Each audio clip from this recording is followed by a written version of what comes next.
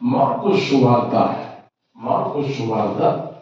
1వ అధ్యాయం 7వ వచనం మనం చదువుకుందాం. మార్కు సువార్త 1వ అధ్యాయము 7వ వచనం మనం చదువుకుందాం. మరియు అతడు నాకంటే శక్తివంతుడు నా వెనుక వచ్చుచున్నాడు. నేను వంగి ఆయన చెప్పులు వారిని విప్పుటకు పాత్రుడను కాను. అందరి మాటలతో పలకండి.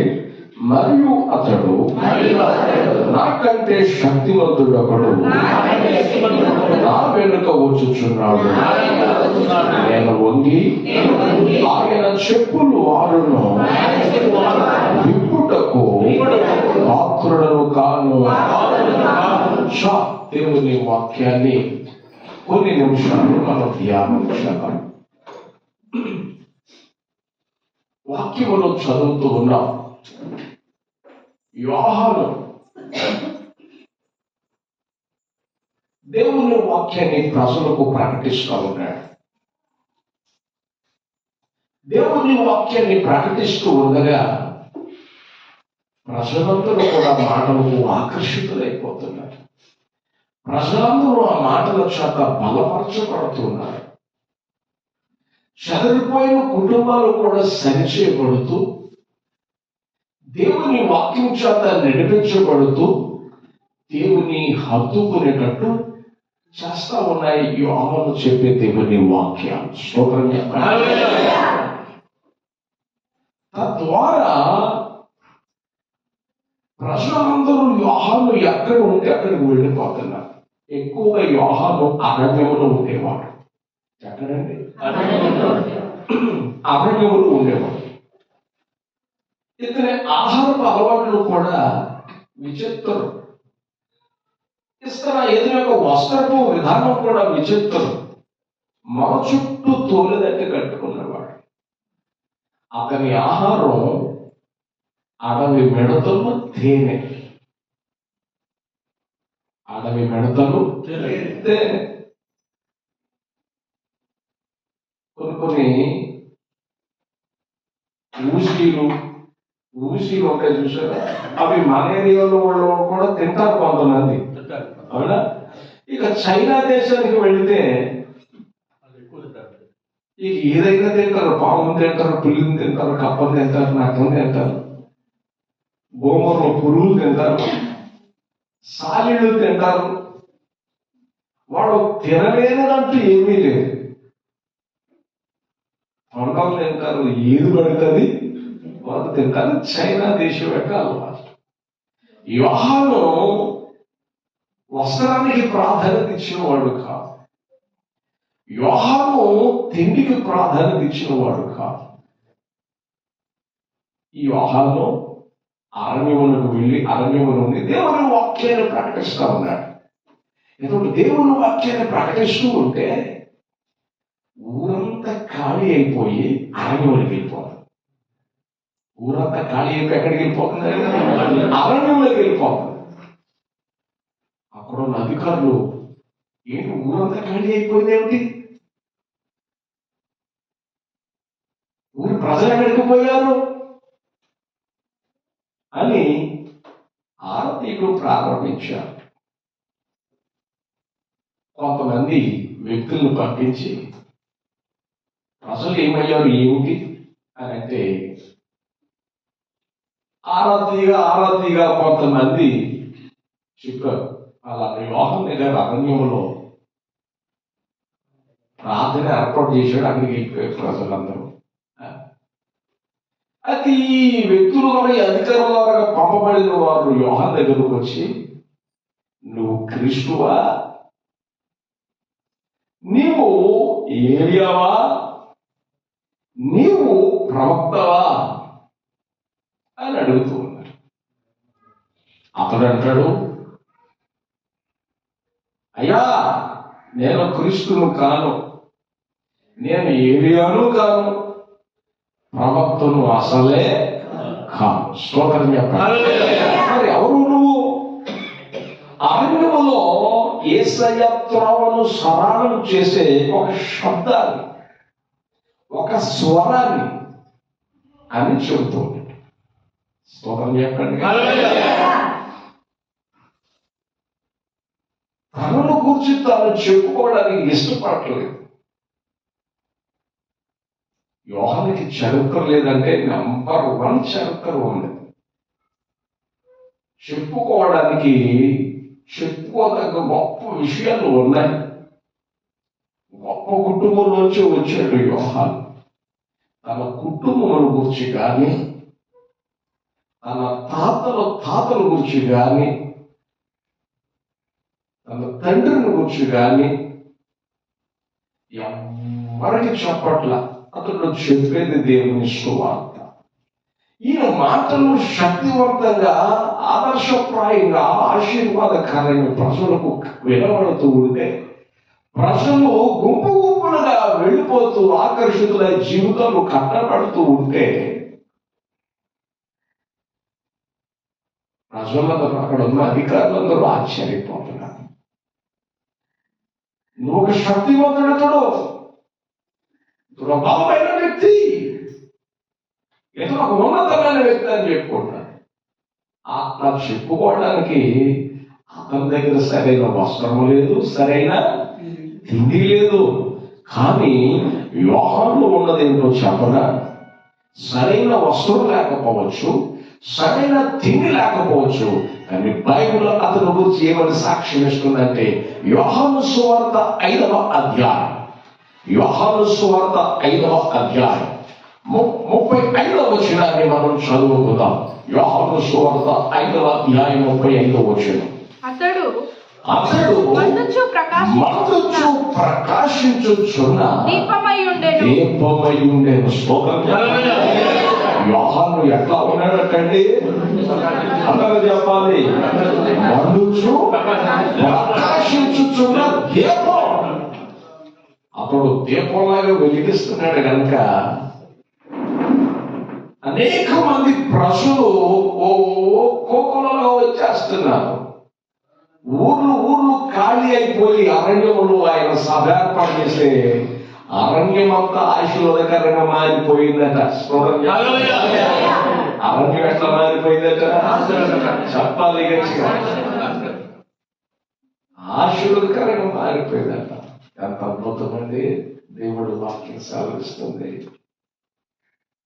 నా ప్రియ దేవుడు పెట్టారా, ఈ యోహాను యేసయ్య వాక్యాన్ని ప్రకటిస్తూ ఉన్నాడు. ప్రకటిస్తుండగా ప్రజలందరూ కూడా యేసయ్య మాటలు వింటూ బాప్తిసం పొందేస్తున్నారు. ఊర్లే కదిలిపోతున్నాయి.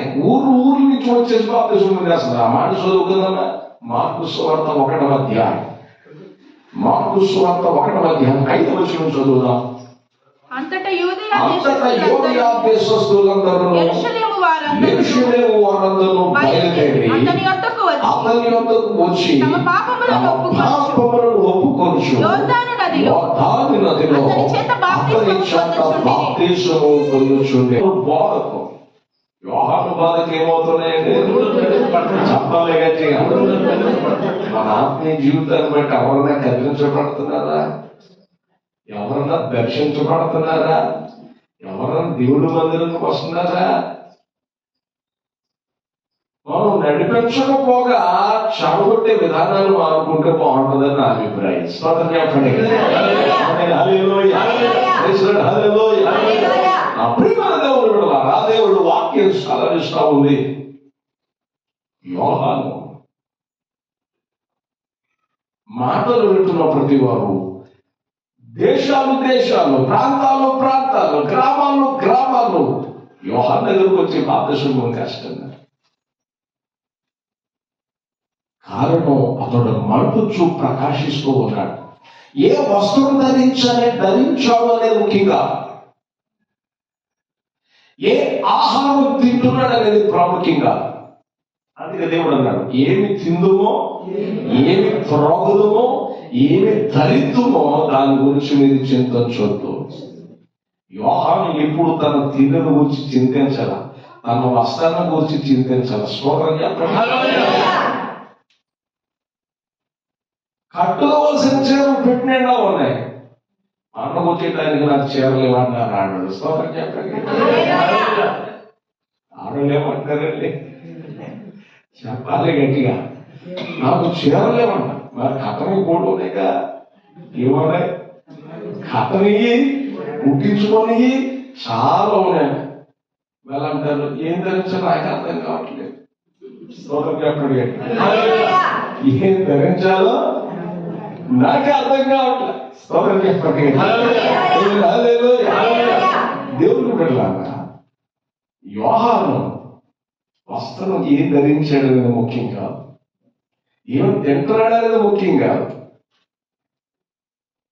అక్కడ ఎంత వండుతున్నాడు అనేది ప్రాముఖ్యం, ఎంతగా దేవునికి దగ్గరయ్యాడు అనేది ప్రాముఖ్యం. దేవుని బిడ్డలారా, మనము ఏం ధరించినా ధరించకపోయినా దేవునికి దగ్గర ప్రతి తెచ్చుకోవాలి. నీ లైఫ్ స్టైల్ దేవుడు మారుస్తాడు. స్తోత్రం చెప్పాలి. నేను ధనవంతుడు చేయడానికి ఆయన దరిద్రుడికి లోకాల్లోకి వచ్చాడు, దరిద్రుడు అయిపోయాడు. ఆయన మన పరిస్థితులు మెరుగు చేయడానికి ఇష్టపడేదే కూడా ఆయన. దేవుడు వాక్యం సాధిస్తుంది. ఏమి ధరించడం అనేది ముఖ్యం కాదు, ఏమి సంపాదించడం అనేది ముఖ్యం కాదు, ఏమి తింటున్నాం అనేది ముఖ్యం కాదు, దేవుడికి ఎంత దగ్గరగా ఉన్నాం అనేది ముఖ్యం. నువ్వు దేవుడికి దగ్గరైతే మండుతావు, ప్రకాశిస్తావు, ప్రచురిస్తావు, ప్రజలను మండింపచేస్తావు. నీ మంటకు ప్రతి వారు తీవ్రత చేయబడిన వారై దేవుని యొద్దకు పరిగెత్తుకొస్తారు. స్తోత్రం చెప్పండి. దేవుని యొద్దకు ఏం చేస్తారండి? పరిగెత్తుకొస్తారు. ప్రజలందరూ ఇట్లా చెప్పుకొని యోహాన్ని పావులతో ముంచుతుంటే యోహాన్ అంటాడు, రే నేను శక్తిమంతుడు కాదు, నన్ను గొప్ప చేయబాకండి, నా వెనక వచ్చేవాడు ఒక ఆయన ఉన్నాడు. స్తోత్రం చెప్పండి. నాకు వచ్చిన పబ్లిసిటీ చాలు, ఆ పండుగ నాకు మంచి ఫేమ్ మంచి నేమ్ వచ్చింది, ఇక నేను ప్రేమలో కలపకూడదు. స్తోత్రం చెప్పండి. ఫోటో ప్రేమలో కలపకూడదు. ఎక్కడికి కలపకూడదు? నాకు అక్కర్లా. అతడు అంటాడు, నాకు నేమ్ రావడానికి, నాకు ఫేమ్ రావడం కొరకు నేను చేసేది కాదు ఈ బోధ.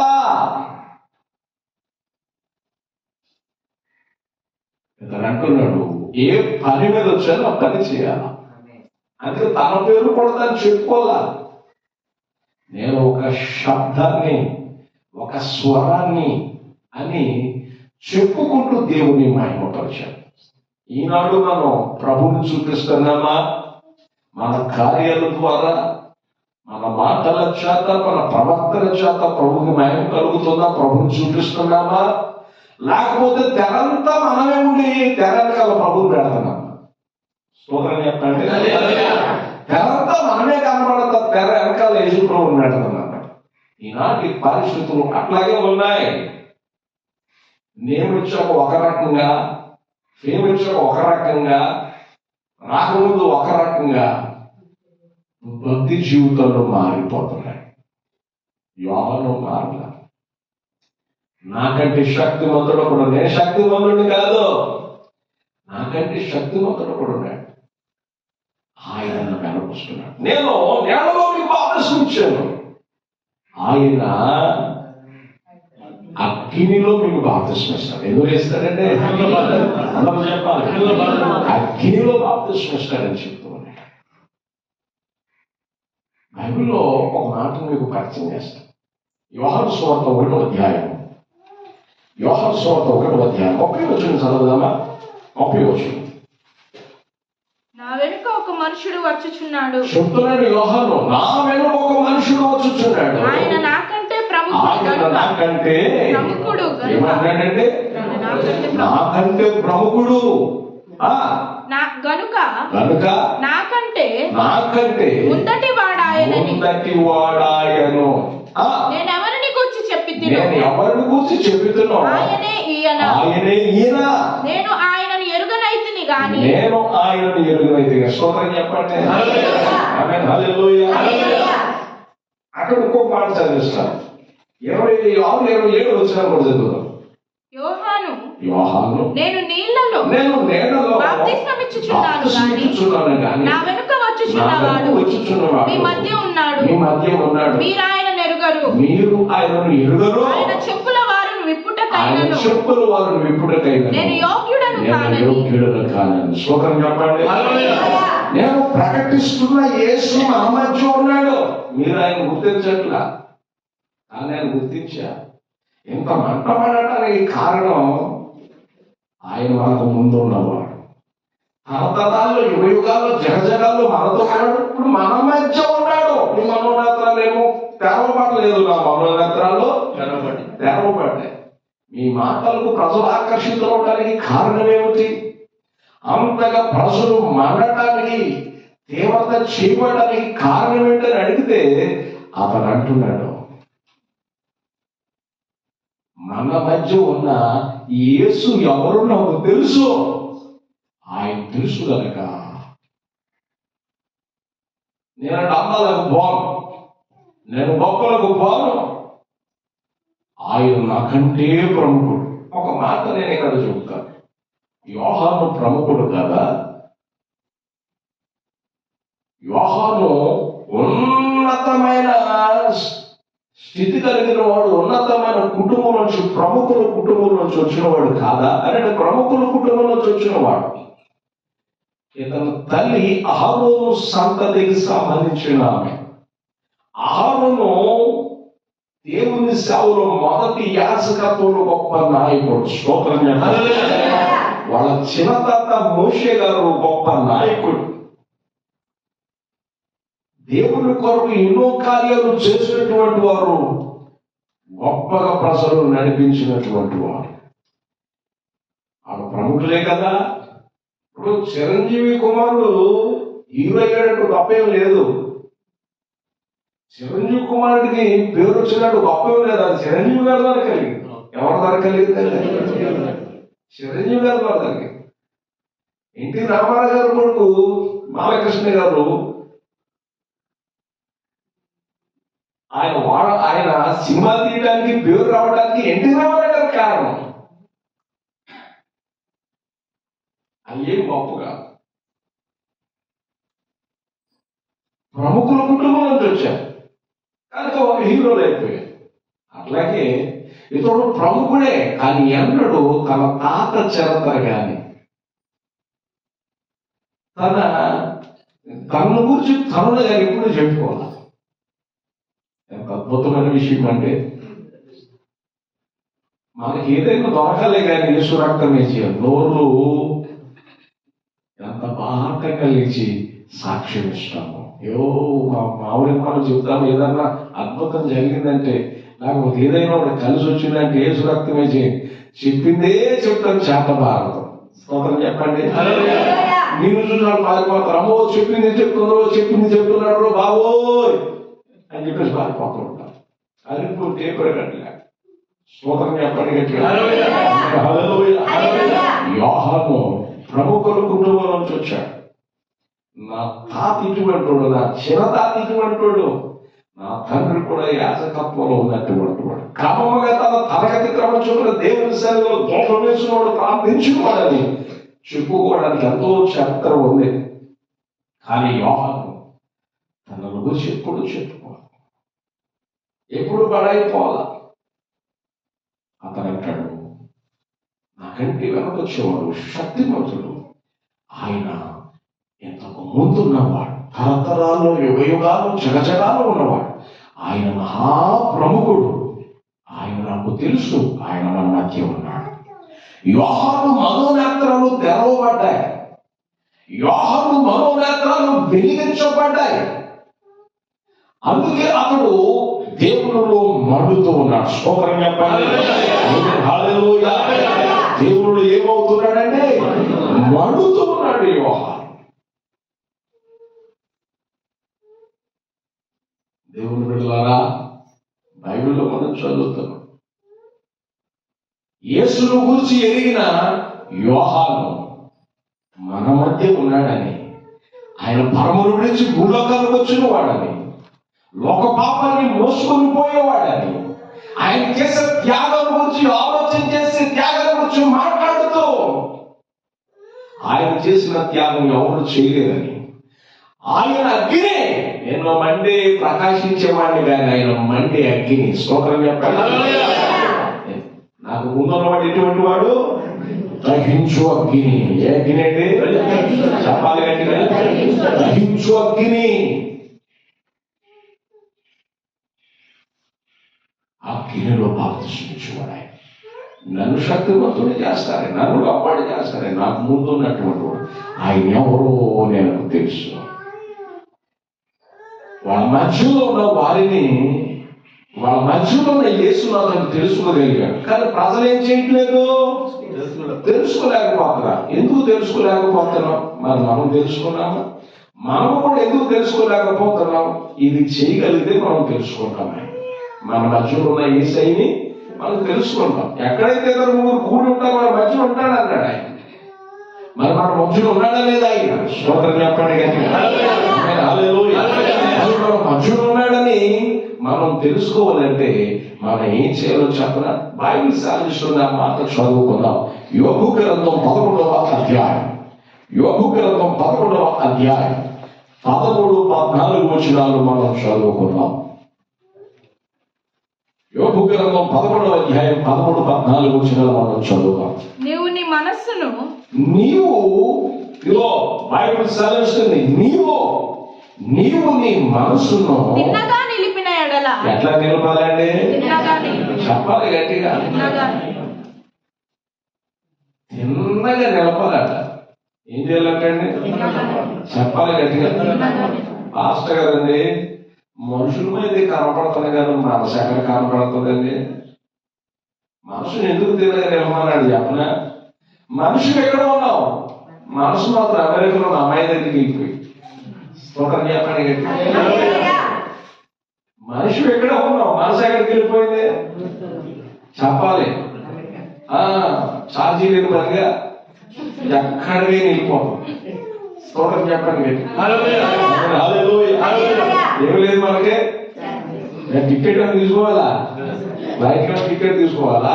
లేకపోతే ఇంకోదానికి టికెట్ తీసుకోవాలా? మనసేగా డబ్బుకి ఎక్కడి నుంచి అమెరికా వెళ్ళిపోతాం. టికెట్ తో ప్రయాణం లేదు. స్తోత్రం చెప్పండి. ఎవరన్నా ఆపి ఎందుకు అమెరికా వచ్చు మనసా అని అడిగితేడా? స్తోత్రం చెప్పండి. మీరు ఆలోచించండి. మనసు తిన్నగా నిలపాలి. మనసు ఏం చేయాలండి? దేవుని సొంత ఏం చేయాలండి? తిన్నగా నిలపాలి. అంటే దాని అర్థం ఏంటంటే మన మనసు కుదురు తక్కువ అని అర్థం. మన మనసుకి ఏంటంటే చెప్పాలి గట్టిగా. మనకి ప్రార్థనలో కూర్చున్నప్పుడే మనకు అనేకమైన బాధ్యతలు గుర్తొస్తాయి. ఏమొస్తాయండి? చెప్పాలి గట్టిగా. ఎన్ని పనులు గుర్తొస్తాయో అట్లనే చెప్పాలంటే మనంత మహత్తములు ఎవరూ లేరు. స్తోత్రం చెప్పండి గట్టిగా. అనేకమైన పనులు పెట్టుకుని తొందర బైబిల్ సాధిస్తుంది. తొందరపడి వాడు దారి తప్పిపోతాడట. బైబిల్లో రాయబడింది తొందరపడుట గాలికేనంట. దేనికంటే గాలికని కీర్తనలో రాయబడింది. దేవుడు వాక్యం సాధిస్తుంది. ఒక ఆయన వచ్చాడు, అసలు తొందరగా ప్రార్థన చేయండి అన్నాడు. ఏమిటంటే తొందర అంటే బస్సు వెళ్ళిపోయి 5 నిమిషాల ముందు నా దగ్గరికి వచ్చాడు. స్వాతంత్రం బస్సు వెళ్ళిపోయే 5 నిమిషాలు ఉంది. ఎంత టైం ఉందండి? బస్సు 5 నిమిషాలు ఉందండి. ఈ 5 నిమిషాలు ఎక్కడి నుంచి అక్కడికి బయలుపెట్టుకునే లోపు సరిపోతుందండి. పెళ్లి పెటాకులు లేవు, అందరూ దారావంగా పెంచుకున్నారు, వదిలేశారు. ఇక ఎక్కడ పడితే అక్కడ తిరిగేస్తున్నారు. ఒక్కసారి 5 నిమిషాలు ప్రార్థన చేయండి కానీ కిరణ్ పేరు స్తోత్రం చెప్పండి. ఒక్క 5 నిమిషాలు పెడతాను వస్తాడు. ఒక్క నిమిషం కూడా నేను నిలబడినాడు. ఒక్క నిమిషం కూడా నేను నిలబడినాడు. అవునే ప్రార్థన చేయకపోతే నాకు చేయి తీసి నెత్తి మీద పెట్టుకోండి. అంత తొందర అన్నమాట. స్తోత్రం చెప్పండి. అంటాడు, అయ్యా నేను పలానా చోట కంప్యూటర్గా చేస్తున్నాను, కంప్యూటర్గా ఇది కలిసి రావట్లేదని ఇంకో దాంట్లో ఏది పెట్టాను, అది కలిసి రావట్లేదని ఇంకొక దాంట్లో దూరాను, అది కలిసి రావట్లేదు, ఇంకో దాంట్లోకి పోయాను. నువ్వు చుట్టూ తిరగటం కుదురుతావుగా, నువ్వేం చేయటం తిరగతమే మనసు కుదరడం వల్ల. శ్లోకం చెప్పండి. మన మనుషులు మంచోడమే, గుణాలే తేడా. శ్లోకం చెప్పండి. మనుషులు ఎటువంటి చెప్పాలి. మనుషులు చాలా మంచోడు, కానీ గుణాలు వెళ్ళిపోవచ్చు. ఏంటంటే తేడా కాదు. దేవుడు లాగా దేవుడు వాక్యం సెలవిస్తుంది, మనస్సు తిన్నగా నిలుపు.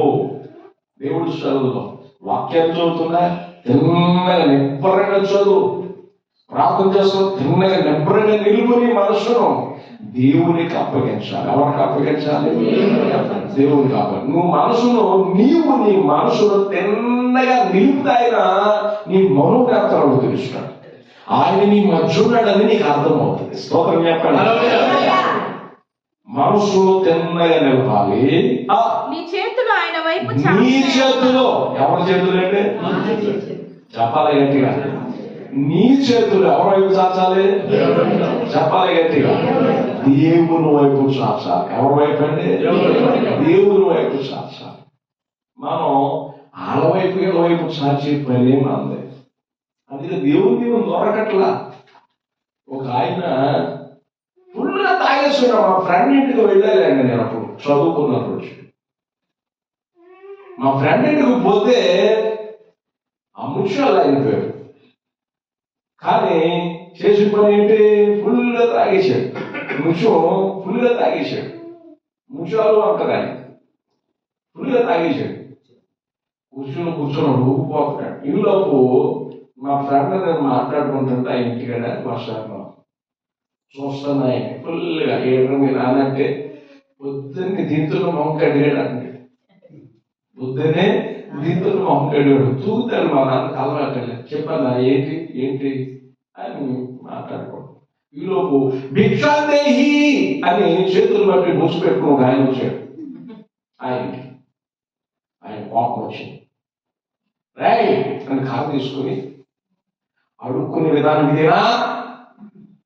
నేను చెబుతా చేయడా అని తాగేసి మత్తులో కూర్చో అని ఆయన లేచి కూర్చోబెట్టాడు. ఎక్కడ? కాలేజ్ కాలేజ్గా. నేను ఆ సన్నివేశం నుంచి ఆశ్చర్యపోయా. ఈ స్టైల్లో కూడా అడుగుకొచ్చాను. కాలు మీద కాలేజ్గా వేస్తాం లేదా అని కాలు తీసాడు, పక్కన ఇచ్చాడు. నిజంగా జరిగిన సన్నివేశం. భిక్షాందేహి అని ఆటో తీసేస్తారు. 10 రూపాయలు అని అడుగు. ఎట్లా అడగాలి? అడుగురుడుగా ధైర్యం లేదు. గడ్డాలు కూకుంటాడు, తాగుకుంటాడు. కబు ఇచ్చాడు. 10 రూపాయలు అది నాకు నచ్చావు. 10 రూపాయలు ఇచ్చేవాళ్ళు పెట్టాడు. తాగేసేసి మనం కూర్చోబెట్టాడు. ఆ ముందు కూర్చున్నా ఎవరెవరికి సాయం చేయాలి? నాకు అనిపించింది ఈయన అడుగున్నాడు, ఆయన అడుగుతున్నాడు. అన్నగా సన్నివేశం భలే విచిత్రం అనిపించేది. అది నాకు కాలం ఉంది కనబడింది, ఎప్పుడు మర్చిపోలేదు. ఇంకొకసారి ఈ ముత్యాలు నాకంటే కనపడ్డాయి. అక్కడికి వెళ్ళి ఆయన నేను ఫ్రెండ్ నేను మాట్లాడుకుంటుంటే ఫుల్గా తాగేస్తుంది. అన్నం దగ్గర కూర్చున్న భోజనం దగ్గర భోజనం ప్రాంతాలు పెట్టి కలిపి అన్ని కలగపోవడం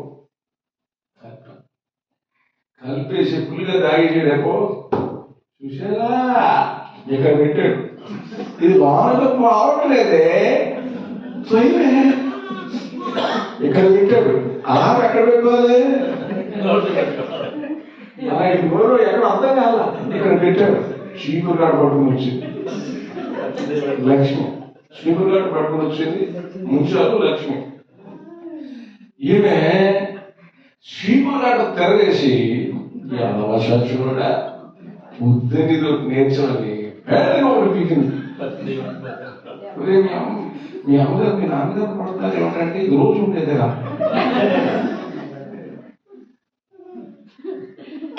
ఆ తాగేసాడుగా.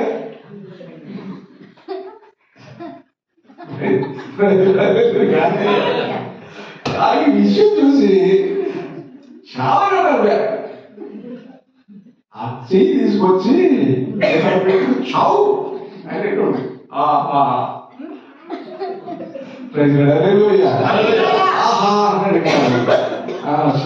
సరే తిట్టాలి.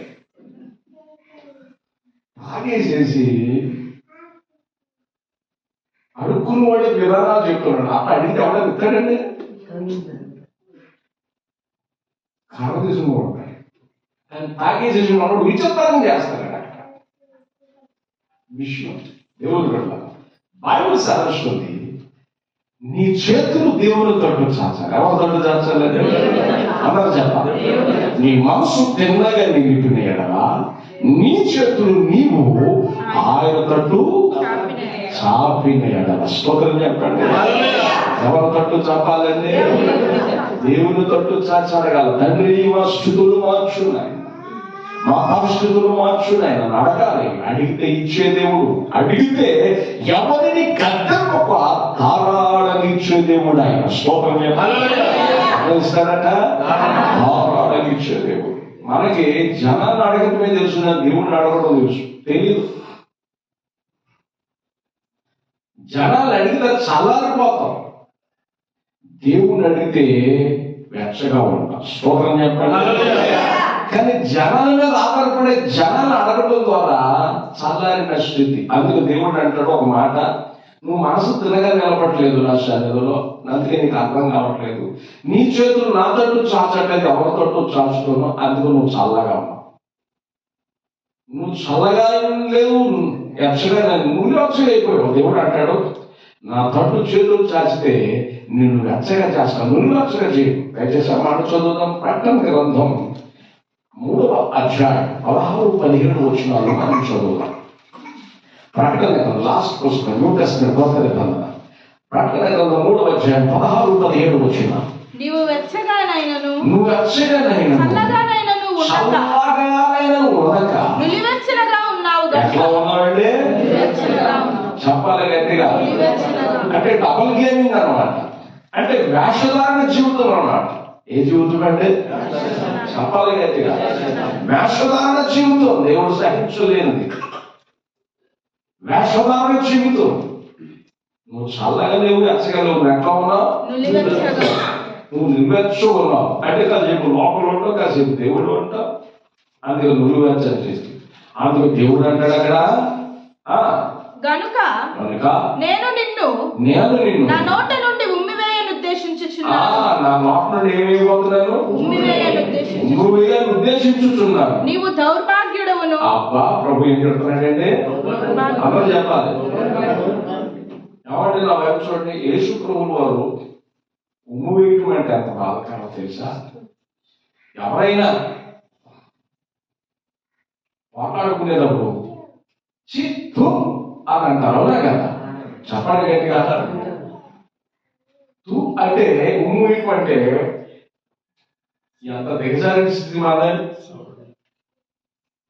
అమ్మో మా పిల్లమే ఎంత తక్కువ బాగా ఊసిందో మనం అంటారా? చెప్పాలి. ఎవరైనా చిత్తు అని మూస్తే మళ్ళీ ఊసి ఇంకోసారి ఊయవా అంటావా? మూస్తే ఎంత కోపం వస్తుందండి. దేవుడు ఉమ్మూయటం అంటే అవమానానికి సాధు. ఎవరన్నా ఉమ్మూసారంటే అవమానించడం అని అర్థం.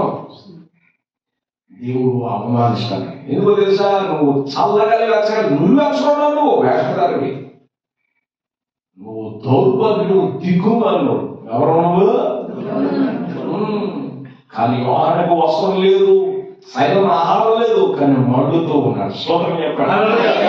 వస్త్రం ఉంది, మనకు ఆహారం ఉంది, మనం నువ్వు వెచ్చుకున్నాం. ఎట్లా ఉన్నామండి? చెప్పాలి గట్టిగా. నువ్వు వెచ్చుకున్నావా? చెప్పండి గట్టిగా. నువ్వు వెచ్చని దాన్ని వేషధారణ జీవితం. మందులో ఉన్నసేపు ఎంత బాగా ఉంటాము, బయటికి వెళ్ళిన తర్వాత మన వ్యవహారాలన్నీ మారిపోతాయి, మన మాటల విధానాలు మారిపోతాయి, మన చూపుల విధానాలు మారిపోతాయి, మనం చేసే వ్యవహారమే ఏదో. స్తోత్రం చెప్పండి. చల్లారిపోక ఏమవుతాం? దిగుమనుడు దౌర్భాగ్యుడు అని దేవుడు అనగా ఏమంటాడు ఆయన? సరి చేసుకోవద్దా అంటే ప్రభు అన్నాడు, నీ మనసు తిన్నగా నిలిపి నీ చేతులు ఆయన వైపు చాచి. పాపము నీ చేతిలో నుండుట చూసి. యోబు గ్రంథం 11వ అధ్యాయం 14వ వచనం, పాపము నీ చేతిలో ఉండుట చూసి నీవు దాన్ని విడిచిన ఎడల. నీవు దానిని విడిచిన ఎడల. స్తోత్రం చెప్పండి. పాపం నీ చేతిలో. యెషయా 59వ అధ్యాయంలో రాయబడింది, ఇగో రక్షకులు నాశకాలు కొరచు కాలేదు, విననేరకులు చెవులు అందం కాలేదు. మీకు నాకు మీ దోషాలు మీ పాపాలు అడ్డకున్నాయి కనుక మీ ప్రార్థన ఆలకించడానికి అందుకే ఆయన మనకు కనపడలేదు.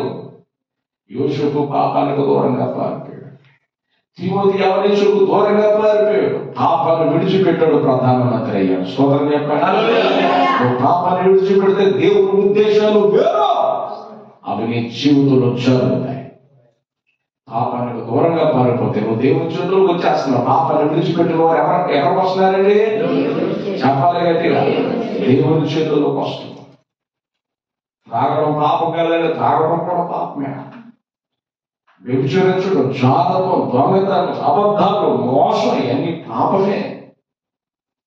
వాటన్నిటినీ మార్చుకోవాలి. వేసే దగ్గర కూర్చుని ఏసైని జీవితాన్ని మార్చి వేసేవాడు. నీ మనసు తిన్నగా నిలుపు, నీ చేతులు ఆయన వైపు చాచు. ఆయన వైపు చాచిన ఆయన వైపు చూసిన నీ హృదయంలో నీ చేతుల్లో పాపాన్ని విడిచిపెట్టి ఆయన నీ ప్రార్థన ఆలకించకపోవడానికి కారణం, ఆయన నీ దర్శించకపోవడానికి కారణం, దీవించకపోవడానికి కారణం, నీ ఆత్మస్థితి చల్లగైపోవడానికి కారణం, నీకు ఆయనకి అడ్డు తొలగించుకో. ఆయనకి నీకు అడ్డు ఏముందో తొలగించుకో. అప్పుడు నువ్వు వెచ్చగా మారుతావు, చల్లారి స్థితి ఉండవు. యోహాను సరైన వస్త్రం లేకపోవచ్చు, సరైన ఇల్లు లేకపోవచ్చు, సరైన ఆహారం లేకపోవచ్చు, కానీ ఆరంభంలో మండుతూ ఉంటే ప్రజలందరూ వెళ్ళిపోతారు, ఊరంతా ఖాళీ అయిపోతుందట. మండుతూ ఉండాలి దేవుని సన్నిధిలో. స్తోత్రం చెప్పండి. రహస్యం చూడు, మండి స్టవ్ మీద ఏమైనా వాళ్తాయా చెప్పండి. మరి మండుతూ ఉంటే దియ్యాలు మన మీద పనిచేస్తాయా చెప్పాలి గట్టిగా. వేరే చూడాల్సిన మనం వస్తుందా? మనం చల్లగా ఉన్నాం అనుకోండి, సైకిల్ కూర్చోాలి. వెచ్చగా ఉన్నామనుకోండి, ఎగిరి పోతా ఉంటాడు ఆయన. స్తోత్రం చెప్పండి గట్టిగా. వెచ్చగా ఉండాలి దేవుడు సార్. ఎట్లా ఉండాలంటే చెప్పాలి, దేవుళ్ళలో మండాలి, రగలాలి. నువ్వు చల్లారిపోతే దెయ్యాలు దాడి చేస్తావు, గర్భాన్నిస్తాయా, తిననిస్తాయా, క్షేమంగా ఉంచుతాయి. వంశం నువ్వు చల్లారకూడదు. సాతాను రకరకాలుగా వేసుకోవచ్చు. నీ మనసు తెల్లగా నిలుపుతుంది. ఏది ప్రార్థన చేయకుండా వచ్చేది, దేవుణ్ణి దూరం చేసేది ఏంటి, అది తీసివేసుకో. దేవుని సన్నిధిలో సరి చేసుకో. నీ మనసు ఆయన సన్నిధిలో తెల్లగా నిలిపితే నీ మనోనేత్రాలు తెరవకు తెలుస్తాడు ఆయన. నీ చేతులు ఆయన వైపు చాస్తే, నీ చేతుల్లో పాపాన్ని, హృదయంలో పాపాన్ని తీసివేస్తే నీ మనోనేత్రాలు తెలుస్తాడు ఆయన. ఆయన మనమచ్చుడని నాతో ఉన్నాడు, నీకు అర్థమవుతుంది. అప్పుడు నువ్వు శక్తివంతురాలిగా మారుతావు. ఆత్మీయ జీవితంలో క్షామాలించేవాడుగా, ఇతరులకు క్షామాన్ని పంచిపెట్టేవాడుగా నువ్వు మారుతావు. అట్టి గొప్ప దేవుడు మనందరికీ ధారాళంగా దయచేయగాక. ఆమె తల వంశాన్ని ప్రార్థించాలి.